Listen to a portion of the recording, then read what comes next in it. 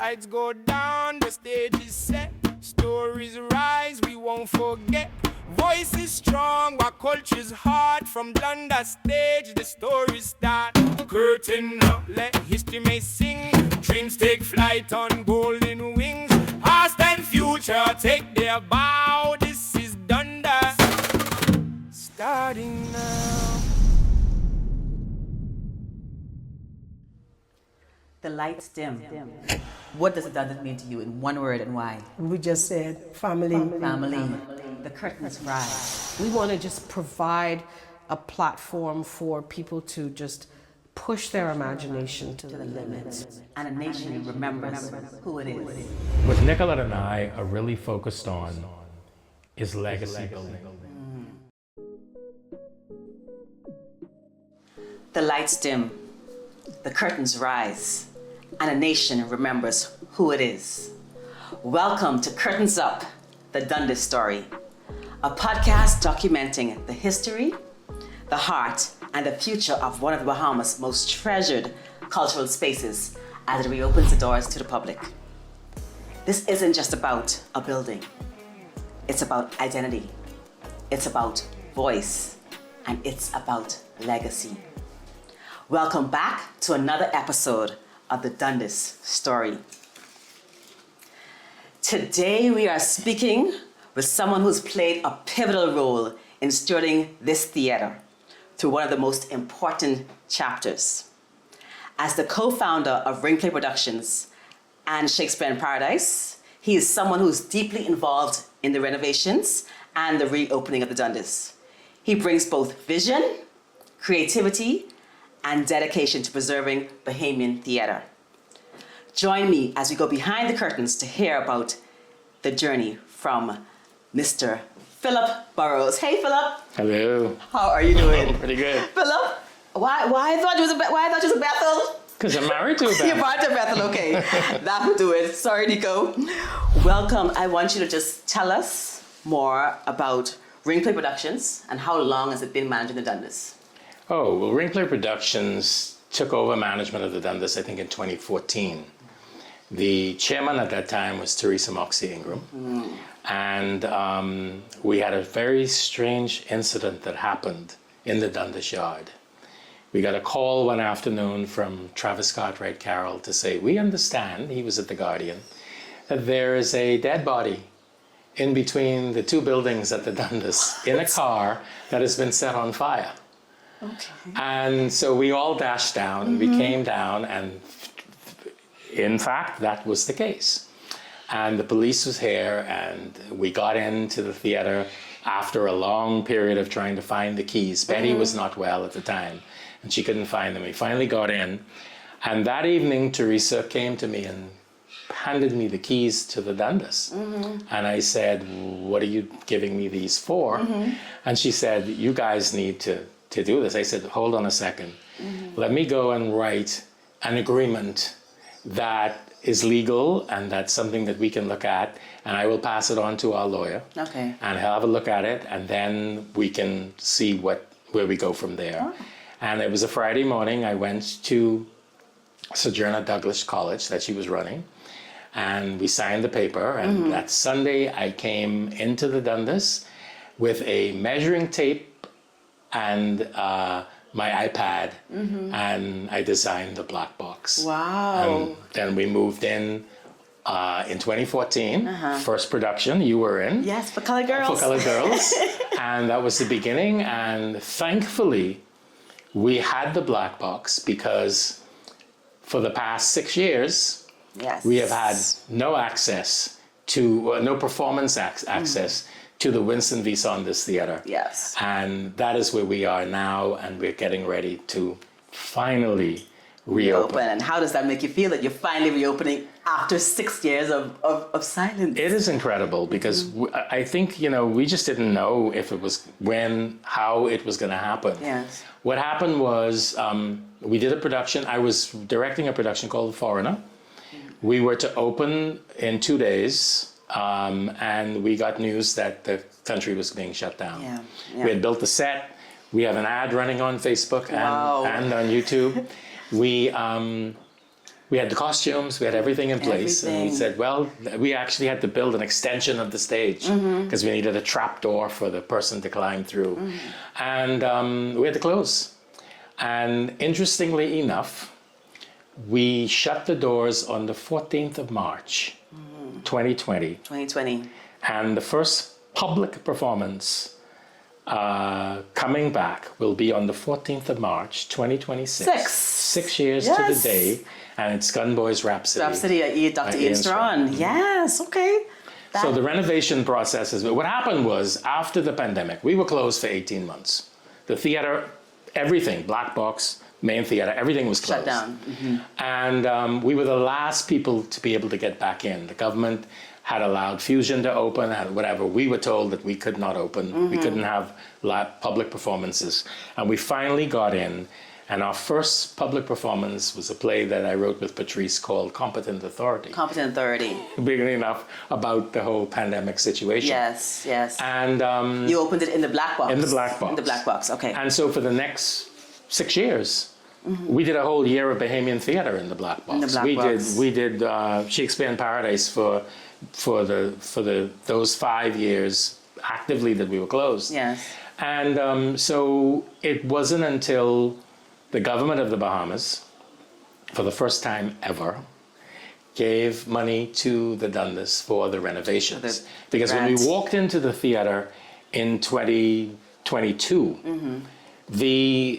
the air-conditioned system had packed in. It just is like, it went home, it packed up, it left. Yes. Because it had been there for some close to 30 years.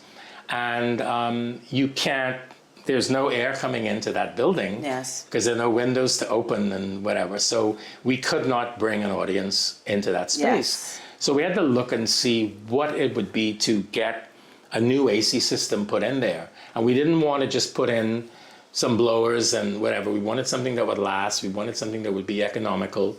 And we shopped around and we found out that it would cost us about $250,000 Yes. to put in the system that we wanted. And we had no idea. We started to do little fundraisers here and there.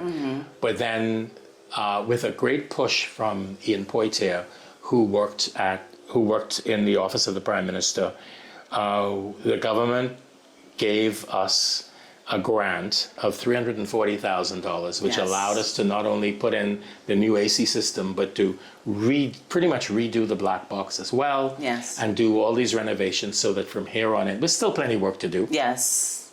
We need another $50,000 to deal with the patio, but now we're at a situation where we can at least open the doors. Yes. And it's incredible to be able to do that. Yes. I mean, I started in the Dundas on stage back in probably 1974 as an actor with the Nassau Amateur Operatic Society. Oh.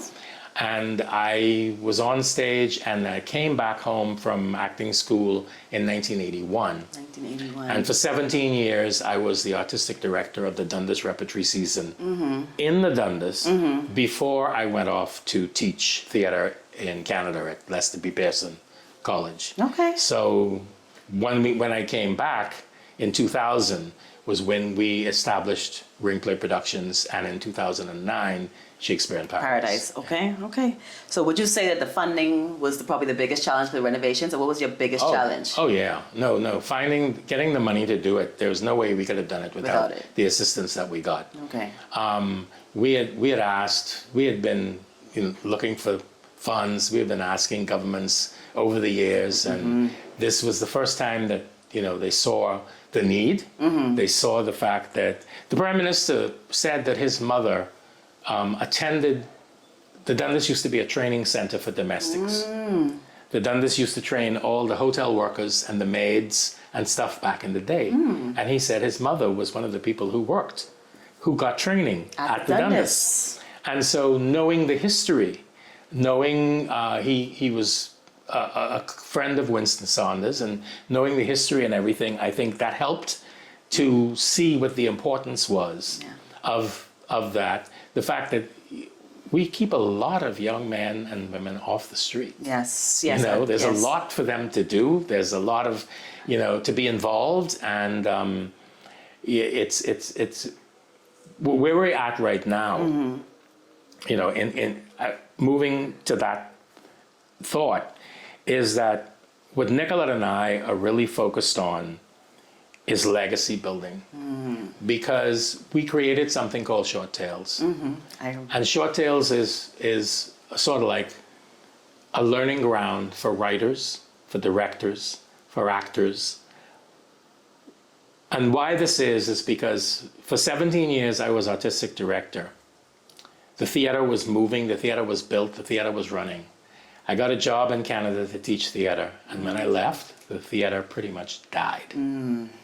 And we don't ever want to see something like that happen again. Yes. So I know that when I step down as artistic director, Erin Knowles will step in as artistic director. Amen. I know that when Dolores retires this year, Dorian will take over. So it's a succession plan Absolutely. already in place. It is important that that happens because it continues. And we are training new directors. We are training new artists. Your technical crew right here Yes. are Dundas Products. Yes. And learning from being on stage and doing stuff, independently going off and doing Yes. whatever they want to do. And opening the business and doing it for full time. Absolutely. Yes. And that is all a part of where we are right now, is to be sure that, politicians like to stay on until they die. And some people don't like to retire. And what they say, we know that, Winston Saunders was the chairman that had done this for 25 years.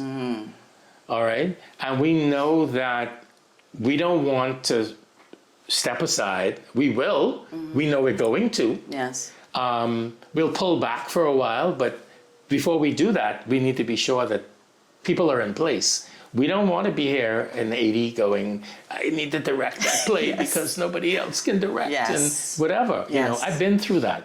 I've been through a point where I used to design the set, run the lights, run the sound. There were shows where I would be running the lights, I would run downstairs, do a roll on stage, run back upstairs, finish running the lights, turn up the curtain call lights, turn up the curtain call lights, run back downstairs to take a bow. But that was when we didn't have, I had just come back from acting school. That was it. And so we're never going to be in that position again. Yes, I love that you're doing succession planning. And Philip, all of that, you were very in shape. That was your exercise for the day. You didn't have to go and exercise. No, I went off to acting school. I went to the American Academy of Dramatic Arts. I went to Eugene O'Neill Theater Center. And I came back home to a place where there was nobody getting paid for doing anything in theater. And I came back, and thankfully for somebody like Winston Saunders, who said, look, this is what we will do. You direct a play, we will give you a percentage of the net profits of that play as a sort of a salary to keep it going. Okay. But he wanted the theater to be built. He wanted the theater to move forward. Yes. And that's how it started. And so we know now, like, to give, somebody will come up to us and say, I'd like to try my hand at directing. Okay, like somebody like Dorian. Dorian came and said, I want to direct a play. Short Tales. Okay, a 10-minute play. You do that. Dorian is now on his third or fourth full-length play. Yes. He's directing Jitney, which is going to come up in this repertory season. Yes. And Erin worked as an assistant director for 3 Shakespeare plays with me and with Gordon Mills before she took over the reins. Yes. And her shows have all been brilliant. Yes. And so this is just... And then went on to direct Jungle in Paradise. Absolutely, Exactly. absolutely. So this is the kind of thing that, we have to look at it and say, there's no one person that can be there forever.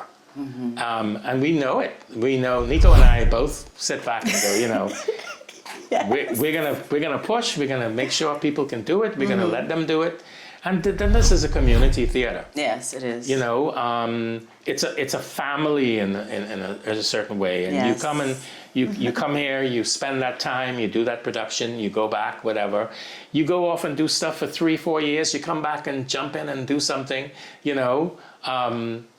I don't think Janico had been on stage for a long time until he came back to be in Richard III. Okay. but he went off and did his own thing, and he's doing his own thing. Yes, yes. You know, so those are the kinds of things that we are pushing for to make sure that it lives as a community. The Dundas is also the government has also finally given us a subvention, so that the way that they do to the National Youth Choir and other national entities, where they give them a certain amount of money during the year to help whatever with their programs.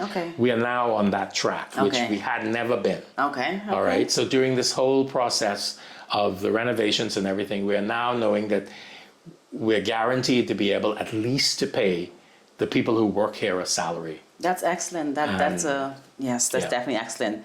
Thank you, government. Tell us something that people might not know about the Dundas, something they just don't know that might surprise them. They may not know. A lot of people don't know. I mean, we're sitting in a building right now.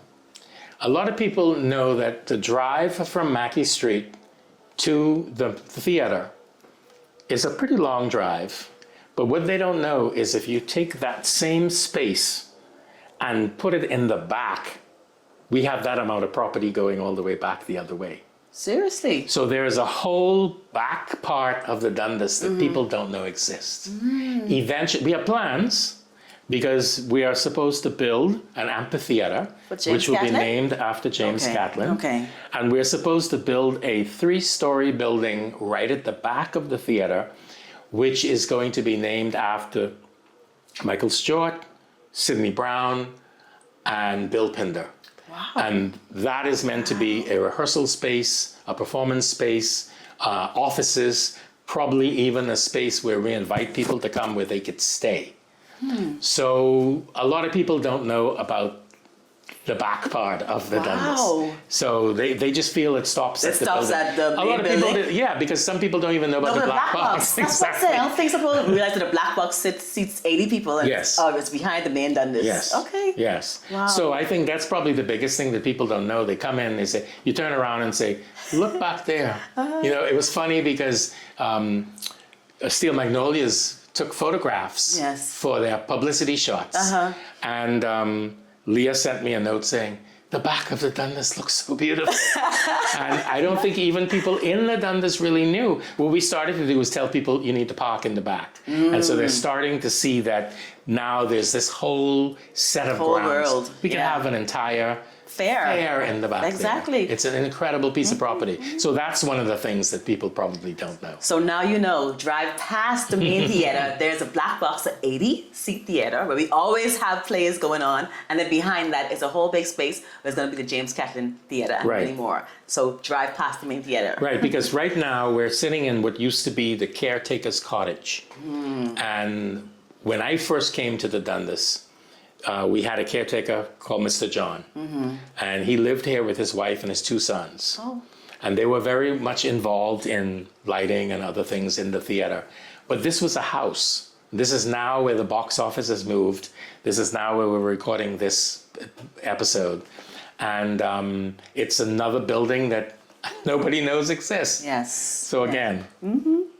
What is your hope for the future for the Dundas, for Ringplay, for Shakespeare? What is your hope for the future? Well, I think just as I said before, I think my hope is that it continues. And it continues with all the people out there who have worked. They all know they are welcome to come back at any particular time. You know, the history is very interesting. When we did You Can Lead a Horse to Water, there was a photograph that was taken of all the people who played Son over the years. And it went back to Tony Delaney, to Anku, to Janico, to Kentario. And they were all at the show one night, and a photograph was taken. Because the show started in '83, and this was last year, 2 years ago or whatever. And they all were, it was like watching the generation. I would have loved to see that. It was quite incredible to see all of these people who had been involved. And, you know, I mentioned the fact that, you know, somebody might have been on stage regularly, and they may not be on stage for 5 years, but they come back and we're like, hello, you're welcome. Come back, do this, you know. And that's a part of that whole thing. The arts I think people support each other in no matter what. You know, when you did a play at the church, Yes. all of the Dundas people Yes, came you were to there. see Nico it. was there, Reds was there, you were Okay. there, they came to support. And that's the thing, because it's not a competition. It's not a competition. I think that's the good thing. We're you know, if we could help out, if you could be in something, if you could help me in this production, and Yes. come, I need so and so. People come and say, I need some props. I need some a set piece. It's need definitely whatever. a family, and you Yeah. guys are mentors and just everything. You mean a lot to this community. Well, this is why we want to be sure that when we leave, It continues. that it continues, and never be in the position that we were in when I left in '97. And it didn't, yeah. Because when I came back home, it was dire. Oh, wow. And that's what forced us actually to form Ringplay Productions. Okay. Because we were not, the Dundas used to do the repertory season, the Dundas used to produce plays. okay. The Dundas did all of these things. When we came back, the Dundas wasn't doing anything. Wow. So we created a company to do this. And then after we created the company, I was teaching in Canada, and the president of my school suggested that I take my students, my acting students, to Oregon, to the Oregon Shakespeare Festival. And I took them, and for 4 years I went to this festival. And Nico and I said, you know, we could do this. We could do this in Nassau. And so they have a festival that runs 10 months out of the year. In a town, in a town that is probably from Elizabeth Avenue to the British Colonial. That's the whole length of the whole town. 3 theaters that are running. 10 months. 10 months. Okay? So we were like, you know what? And we came back, and Nico and I, pretty much at the beginning, me Nico and Reds. And then the rest of the Ringplay group joined in, and then eventually we added more people to the Ringplay company, like Aaron and Patrice and Giovanna, now Dorian. But everybody else pitched in, and we started. And you know, I remember the night we were doing theater all over Nassau, because this particular night when we were opening at Grey Cliff. We did a performance of Music of the Bahamas in the grounds of Grey Cliff, and so that was quite something. So that was like the opening of that year. Okay. And bringing in people. We're looking for Shakespeare in Paradise this year to bring in 2 specific works, for international works, on top of another UNESCO production. Yes. And of course the regular Shakespeare and short tales. So it's going to be an interesting year for Shakespeare in Paradise. We are moving into our 18th year. 18th, Philip. You say it again. 18th year for Shakespeare in Paradise. Wow. Wow, that's inspirational. What are you most looking forward to when it comes to culture and the Orange community? What are you most looking forward to seeing in the outer community? Well, I just think continued growth. I don't have, you know, people may think that people go off and form their own things, and people start their own things, and they think that, you know, it's in competition. I again say, the more theater out there, the better. The better. You know, the more people get a chance to see. When I was a student in New York, I probably saw over 100 plays. What that did for me was develop my critical eye. Because I could go to a play, I could see it, I could go to another play, I could see it, and I could compare and contrast. And then after a while, I would say, why are you doing that? These people were able to do it in this particular way and whatever. So you develop your own sense. For me as a director, the first person you have to please is me. That's true. All right? Everybody else, I don't Yes. care. I don't care what the audience might think. I am the audience. All right? Yes. So it's my taste. Yes. It's my thing. Yes. If I feel that it don't work for me, Yes. then I don't put it on my stage. I just don't put it on my stage. Now, Ringplay works in a very interesting way. We have a committee. No matter who is directing a play, our committee goes to view the play, and every one of our committee can give notes. So we have a team that will walk into a rehearsal and say, you may want to, listen, you could be working on something, And you could see the same mistake every single night and not realize it's a mistake. And then somebody else walks in and goes, did you mean to have them do that? And you go, oh, wow.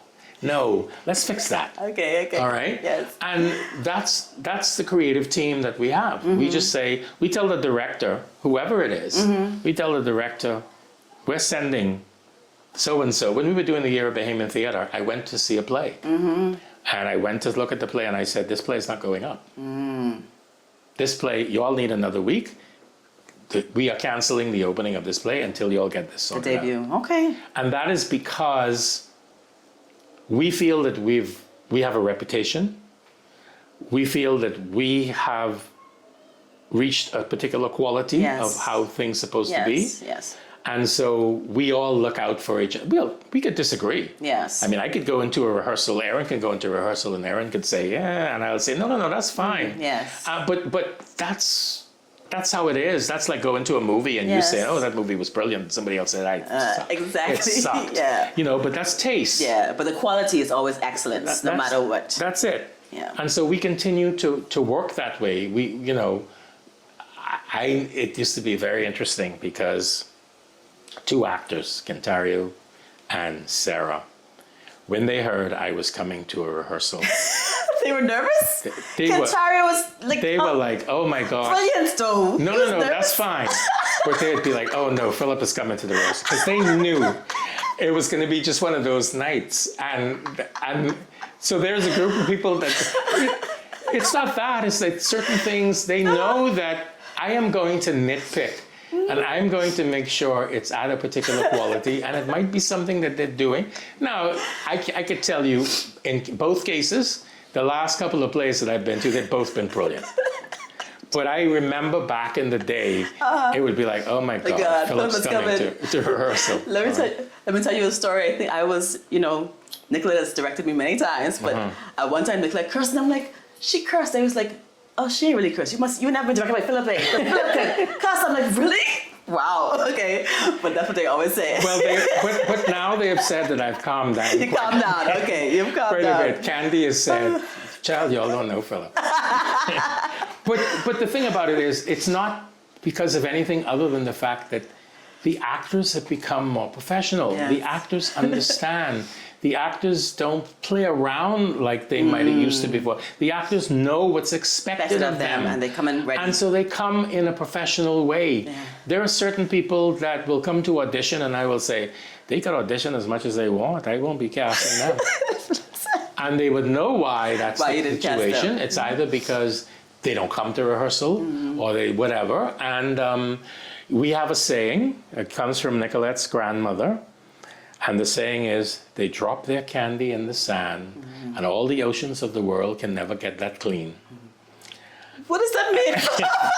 That means you drop your candy in the sand, the waters can't clean it off. Clean it, okay. So the person who has done something in your show, who has not performed, you can't clean it up anymore. People will just come to me and say, Philip, you ain't casting so-and-so, eh? I said, no, I don't think so. They say, what happened? They dropped their candy? They dropped their candy in the sand. So you heard it, people. You could be talented, but you could still drop your candy in the sand. So please be dependable and please be professional at the same time. Philip, this has been an awesome conversation. Just thank you so much. Today's conversation reminds us that reopening the Dundas is more than just a restoration of a building. It's the restoration of a cultural heartbeat for our nations. Thank you for sharing your insight. Thank you for sharing your expertise and your passion to keep the arts alive in the Bahamas. Thank you. Thank you for being here. And to our listeners, remember, when the lights dim and the curtain rises at the Dundas, we are witnessing not just a performance, but the continuation of a cultural legacy.